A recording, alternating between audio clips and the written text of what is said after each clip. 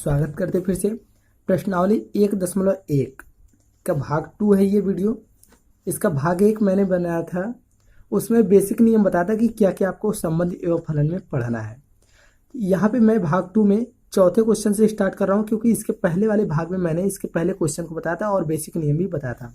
यदि उसको आप देखना चाहते हैं तो इस वीडियो के अंत में कुछ इस तरह से दिखेगा, ये प्रीवियस वीडियो और ये नेक्स्ट वीडियो का ऑप्शन आएगा। प्रीवियस वीडियो पर क्लिक करके आप इसके पहले वाले वीडियो को देख सकते हैं। इसके आगे वीडियो देखना चाहते हैं तो नेक्स्ट पे क्लिक कीजिएगा, इसके वीडियो के अंत में वहाँ पे आपको मिल जाएंगे।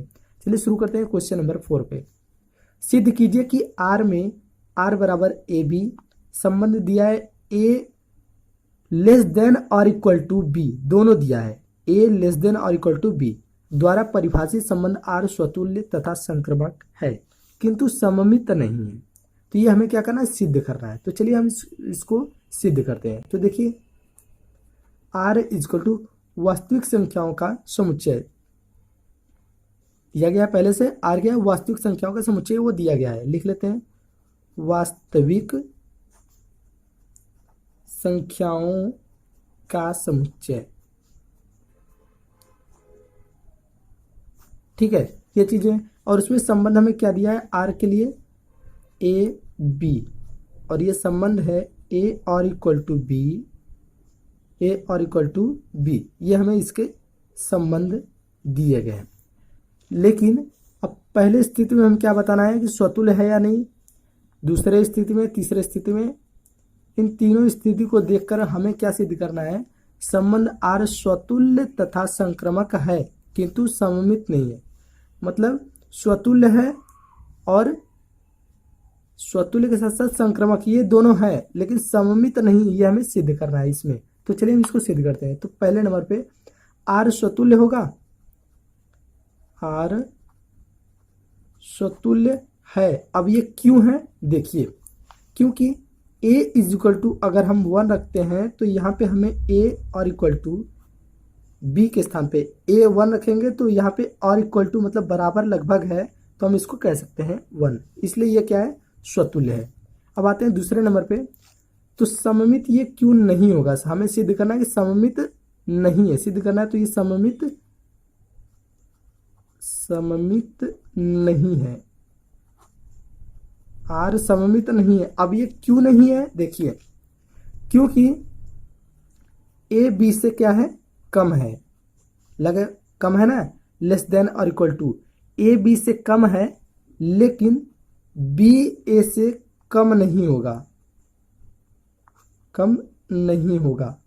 जब ए बी से कम है तो बी ए से तो कम नहीं होगा क्योंकि अधिक ज्यादा होगा, लिखा गया ना इस तरह से, ए क्या है, अधिक है बी से और इक्वल टू है, ये तो मान लीजिए है ही, इसलिए ए बी से कम है तो बी ए से कम नहीं होगा, हमेशा अधिक होगा, इसकी वजह से ये सममित नहीं है। अब तीसरे बातें हैं, आर स्वतुल्य और संक्रमक दोनों है क्योंकि सममित ये नहीं है,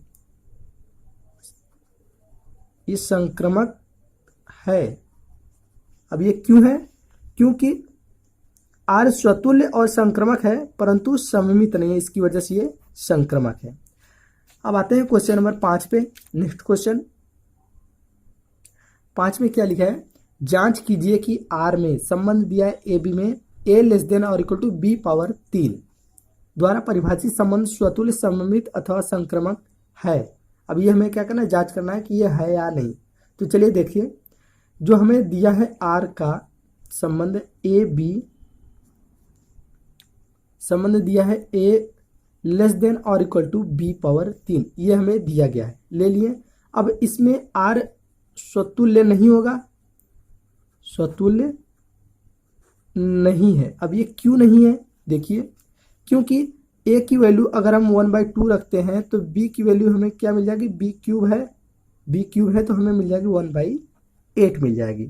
ठीक है, तो इस प्रकार 1/2 और 1/8 से कम नहीं है, कम क्या है, नहीं है, इसकी वजह से ये स्वतुल्य नहीं है। अब दूसरे नंबर पे आते हैं सममित पे। देखिए सममित के लिए दूसरे नंबर पे, तो सममित भी नहीं होगा।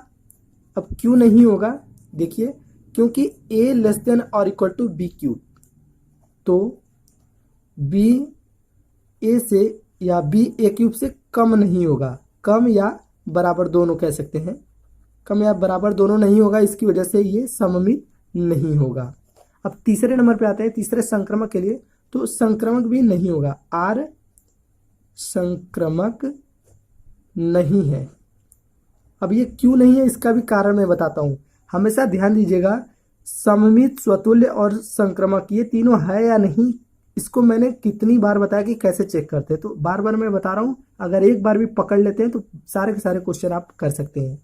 अब इसमें देखिए आर संक्रमक नहीं है। अब इसका रीजन क्या है, क्योंकि a लेस देन और इक्वल टू बी क्यूब और b लेस देन और इक्वल टू सी क्यूब और a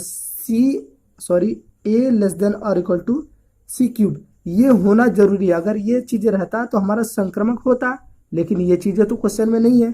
क्वेश्चन में केवल इतना दिया है a less than equal to B cube, ये चीजें अगर होता तो संक्रमक होता, ये चीजें नहीं है, इसकी वजह से ये संक्रमक नहीं है। क्वेश्चन नंबर 6, सिद्ध कीजिए कि समुच्चय 1 to 3 में R 1 to 21 द्वारा प्रदत्त संबंध R सममित है।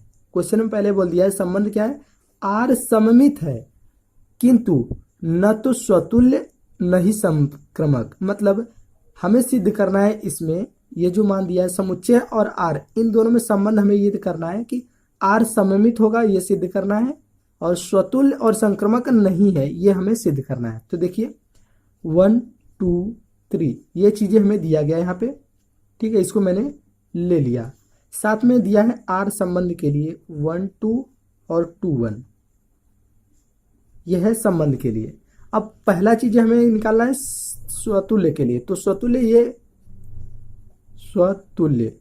स्वतुल्य चेक करते हैं। तो स्वतुल्य चेक करने के लिए क्या क्या होना चाहिए, 1 1 होने चाहिए, 2 2 होने चाहिए या 3 3 होने चाहिए। अगर ये चीजें होता तो हमारा स्वतुल्य हो जाता, लेकिन ऐसे किस कंडीशन में नहीं दिख रहा है। 1 1 देखिए 1 1 1 2 1, ऐसे मतलब कोई भी इस कंडीशन में हमें नहीं दिख रहा है, नॉट बिलोंग टू R, मतलब ये स्वतुल्य नहीं है, कह सकते हैं स्वतुल्य नहीं है। दूसरे नंबर पे आते सममित पे,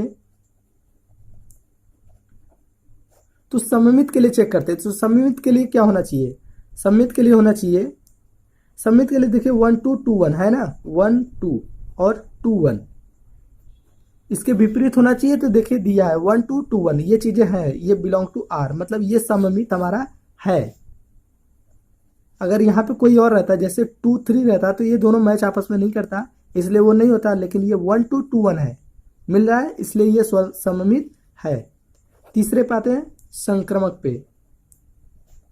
संक्रमक के लिए क्या होना चाहिए, संक्रमक के लिए होना चाहिए 1 2 2 1, ये ऑलरेडी दिया है, और उसके बाद एक और होना चाहिए जो तीनों आपस में बराबर हो, तभी तो हमारा संक्रमक होगा। संक्रमक होने के लिए हमें जैसे x बराबर y बराबर z, अगर 3 अवयव दिया है तो तीनों आपस में बराबर होने चाहिए, तभी हमारा संक्रमक होता है। लेकिन यहाँ पे एक एक 2 अवयव दिए गए, तीसरा अवयव ही नहीं दिया है और उसमें कंपेयर भी नहीं कर सकते हैं, इसलिए ये संक्रमक नहीं होगा। अब आते हैं क्वेश्चन नंबर 7 पे। 7 जो क्वेश्चन लिखा गया है, सिद्ध कीजिए कि किसी कॉलेज के पुस्तकालय की समस्त पुस्तकों की समुच्चय A में संबंध है R बराबर एक्स वाई, एक्स तथा Y में पेजों की संख्या समान है, द्वारा प्रदत्त संबंध R एक तुल्यता संबंध है। अब इसको हमें क्या करना है, सिद्ध करना है। तो चलिए सिद्ध करते हैं, बस ध्यान से समझिएगा इसको कैसे करते हैं, सिंपल क्वेश्चन है। देखिए हमें सिद्ध करना है R एक तुल्यता संबंध है, यह हमें सिद्ध करना है। हम आपको पहले बता दें, तुल्यता संबंध अगर ज्ञात करना है तो इसके लिए आपको क्या क्या होना चाहिए, पहला तो स्वतुल्य होना चाहिए, अगर स्वतुल्य रहेगा। दूसरा नंबर सममित, ये होना चाहिए। तीसरा नंबर संक्रमक, ये तीनों चीजें अगर रहती है तो हमारा वो स्वतुल्य संबंध हो जाएगा। चलिए हम चेक करते हैं। लिखा है यहाँ पे R एक्स वाई संबंध दिया है, एक्स तथा वाई में पेजों की संख्या समान है, लिखा है ना, एक्स तथा वाई में पेजों की संख्या समान है, पेजों की संख्या समान, ये चीजें दिया है। अब देखिए एक्स वाई दोनों हमारा क्या है, पेजों की संख्या समान है, तो हम समान के स्थान पे एक्स एक्स लिख सकते हैं। अब दोनों अगर एक्स एक्स होता है तो वो हमारा क्या होता है, स्वतुल्य। स्वतुल्य तो आपको समझ में आ गया, स्वतुल्य क्यों होता है, क्योंकि दोनों आपस में बराबर होता है, तो वो हमारा स्वतुल्य हो जाएगा। पहला नंबर मिल गया। अब दूसरे नंबर पे आते हैं सममित पे। सममित चेक करते हैं, तो सममित में भी वही चीज होना चाहिए, जैसे एक्स वाई है तो वाई एक्स भी होना चाहिए, क्योंकि दोनों आपस में समान है। अगर ये चीजें हैं तो वो हमारा सममित भी हो जाएगा। अब तीसरे नंबर पे आते हैं संक्रमक के लिए। अब संक्रमक चेक करते हैं, तो संक्रमक के लिए क्या होना चाहिए, संक्रमक के लिए X Y Y X Z X ये होना चाहिए। तो देखिए सभी आपस में समान है, जबकि यहाँ पर बोल दिया है एक्स वाई, पेजों की संख्या समान है, तो हम एक्स के स्थान पे वाई, वाई के स्थान पे एक्स ये सब रख सकते हैं, क्योंकि पेजों की संख्या समान है। तो ये भी हमारा एक संक्रमक समान है। तो स्वतुल्य, सममित और संक्रमक ये तीनों अगर समान होते हैं तो उस कंडीशन में हम कह सकते हैं कि आर एक हमारा तुल्यता संबंध है, तुल्यता संबंध है। ये हो जाएगा प्रूफ। अगले क्वेश्चन पे आते हैं, क्वेश्चन नंबर 8। मान लीजिए कि मान लीजिए कि समुच्चय n में r बराबर ए बी और a संबंध है b-2 और यहाँ पे लिख दिया गया है b ग्रेटर देन 6, मतलब b की वैल्यू 6 से हमेशा ऊंची होनी चाहिए, द्वारा प्रदत्त संबंध r है। अब इसमें ये r प्रदत्त है तो हमें बताना है कि b की वैल्यू हम क्या रखें कि ये संतुष्ट हो जाए। देखिए अगर b को हम 7 रखते हैं तो 7 में से 2 जाएगा, हो जाएगा 5, तो लेकिन 5 तो यहाँ है नहीं। अगर हम यहाँ पे b के स्थान पे 8 रखते हैं, b के स्थान पे 8 रखते हैं तो क्या आ जाएगा, 8 - 2 = 6, है ना। ये b है और ये है a, तो मतलब b की वैल्यू है 8, a की वैल्यू है 6। ये देखा जाए तो हमारा क्या होगा, इस तरह से कह सकते हैं 6 8 बिलोंग टू R। ये हमारा क्या है, द्वारा प्रदत्त संबंध R है। ये चीजें आप कर सकते हैं। अगले प्रश्नावली को देखने के लिए आप डिस्क्रिप्शन में जा सकते हैं, या तो वीडियो के अंत में अभी आपको एक प्रीवियस और एक नेक्स्ट वीडियो का ऑप्शन आएगा, इस पर क्लिक करेंगे तो इसके पीछे वाले वीडियो को देखेंगे, इस पर क्लिक करेंगे तो इसके आगे वाले वीडियो को देखेंगे। बीच में यहाँ पे एक सब्सक्राइब का रहेगा, यदि आप सब्सक्राइब नहीं किए तो कर लीजिएगा, ताकि जो भी वीडियो हम अपलोड करें वो आपको मिल सके। धन्यवाद।